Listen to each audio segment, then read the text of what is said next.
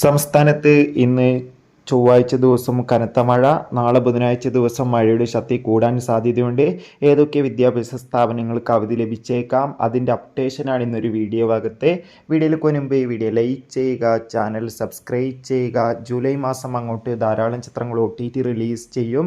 നമ്മുടെ ചാനൽ ഭാഗം പരിശോധിച്ചാൽ ആ വീഡിയോയ്ക്ക് നിങ്ങൾക്ക് കാണാൻ വേണ്ടി സാധിക്കുന്നതായിരിക്കും. സംസ്ഥാനത്ത് ഇന്ന് ജൂലൈ 1 ചൊവ്വാഴ്ച അത്യാവശ്യം നല്ല മഴ ലഭിച്ചിട്ടുണ്ടായിരുന്നു. കണ്ണൂർ, കാസർഗോഡ്, മലപ്പുറം ജില്ലകളിലൊക്കെ രാവിലെ തന്നെ ഇടവിട്ട് മഴ ലഭിച്ചുകൊണ്ടിരിക്കുകയാണ്.